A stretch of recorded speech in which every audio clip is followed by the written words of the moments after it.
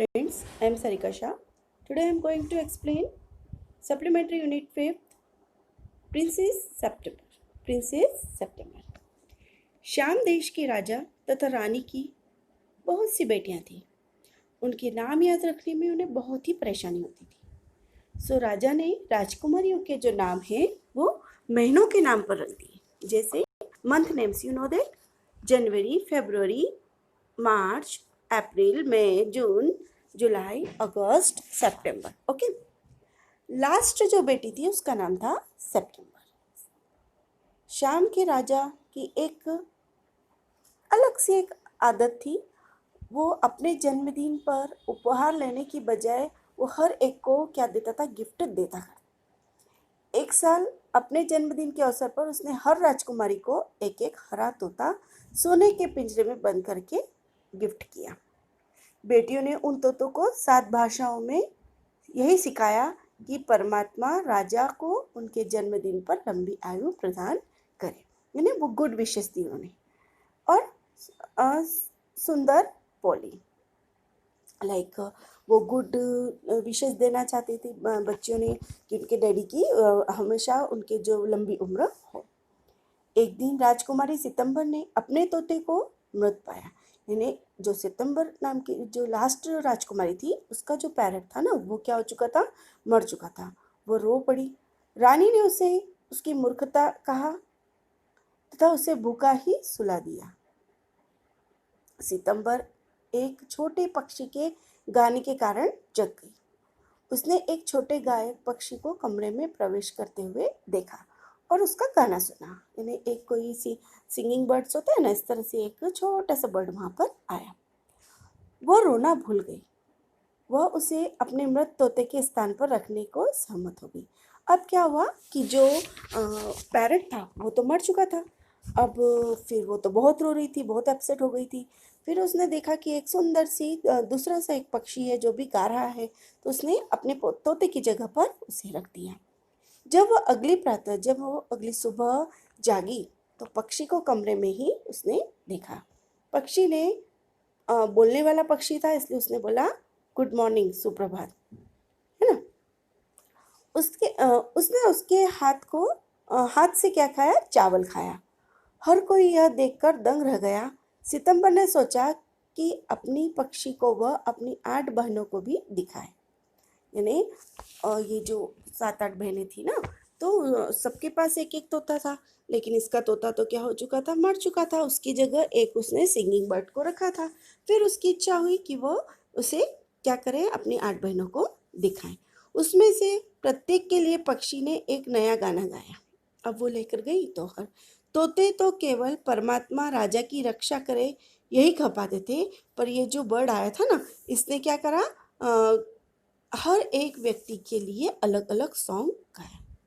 फिर क्या होता है कि जब अलग अलग सॉन्ग गाया तो वो सुनकर राजा और रानी क्या हो जाते हैं, आश्चर्यचकित होकर बहुत खुश होते हैं कि अरे वाह, कितना अच्छा पक्षी है कि सबके लिए अलग अलग गाने गाता है।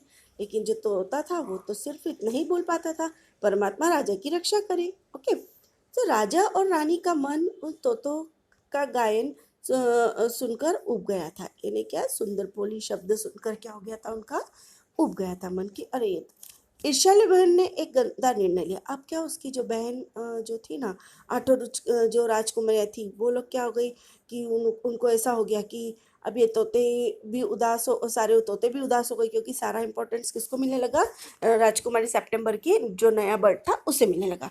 तो फिर राजकुमारियों ने क्या करा कि अपनी मतलब बहनों से वो ईर्ष्या करने लगी है ना। तो वो जो राजकुमारियाँ थी ना, जो सातों बहनें, वो इस सितंबर से ईर्ष्या करने लगी ना, उनको उससे जलसी होने लगी।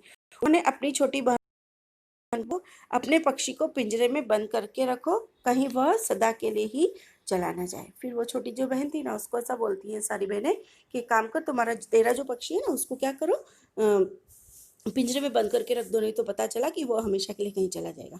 छोटा पक्षी उस शाम देर से लौटा। सितंबर को चिंता हो गई कि कहीं वो बाज पक्षी का शिकार अथवा शिकारी के जाल में तो नहीं फंस गया।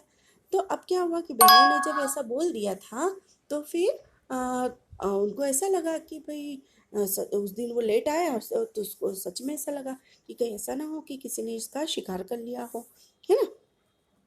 तो जैसे ही पक्षी आया, सितंबर ने उसे पिंजरे में बंद करके उसका दरवाजा बंद कर दिया। पक्षी हैरान रह गया। उसे आशा बनी रही कि सुबह वह उसे खोल देगी, लेकिन ऐसा नहीं हुआ। पर वह अपनी आज़ादी के लिए रोता चिल्लाता रहा। फिर क्या हुआ, वह अपनी गायन कला भूल गया। उसने भूख हड़ताल भी कर दी। अब यहाँ पर जो पक्षी है ना, उसको क्या हो गया कि उसने देखा कि अब ये तो मतलब मुझे बंद कर दिया है, तो उसको जो गाना गाना आता था उसने वो भी गाना भी बंद कर दिया और उसने खाना पीना भी बंद कर दिया। अगले दिन सितंबर ने पक्षी की आंखें बंद देखी और उसे लेटे हुए पाया। उसकी हालत देखकर सितंबर उसे सोने के पिंजरे से क्या करने मुक्त करने के लिए राजी हो गई। यानी जब उस सितंबर ने देखा कि वो पक्षी तो क्या है कि मतलब एक सोया हुआ पड़ा है, बिल्कुल आंखें भी बंद है, तो उसने सोचा नहीं नहीं, मुझे इस पक्षी को, उसको दया आ गई, इसे बाहर निकाल देना चाहिए। पक्षी ने वचन दिया कि हर दिन वह उसके पास लौटकर आएगा और गीत गाया करेगा।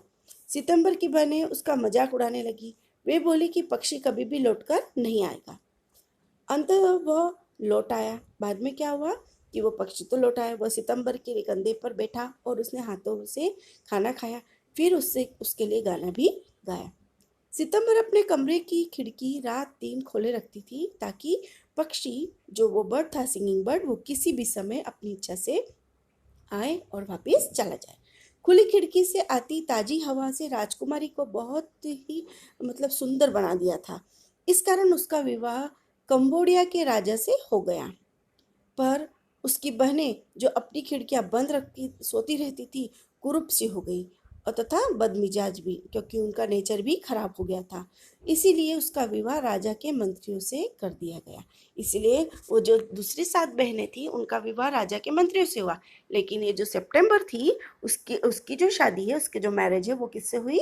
एक कंबोडिया के राजा के साथ हो गई। क्यों? क्योंकि वो दिखने में भी बहुत सुंदर हो गई। उसने घर को खुला रखा, खिड़की से सुंदर सुंदर फ्रेश एयर आती रही और उससे दिखना सुंदर हो गया, और उसने कभी किसी के साथ छल कपट नहीं किया। इसलिए उसको क्या मिला? उसको उसका भगवान ने साथ दिया और उसको वो एक राजकुमारी की शादी किससे हो गई? सितंबर की शादी हो गई कंबोडिया के राजा के साथ। और जो दूसरी बहनें थी, उन सब की, वो सब दिखने में भी बदसूरत हो गई और साथ में ही उनका उसके साथ साथ क्या हो गया, उनका जो मिजाज था, उनका जो नेचर था, वो सब भी खराब था। इसलिए उनकी जो शादी थी वो मंत्रियों के किसके साथ कर दी गई? राजा के जो दूसरे मंत्री होते हैं ना, उन लोगों के साथ कर दी गई। Thank you.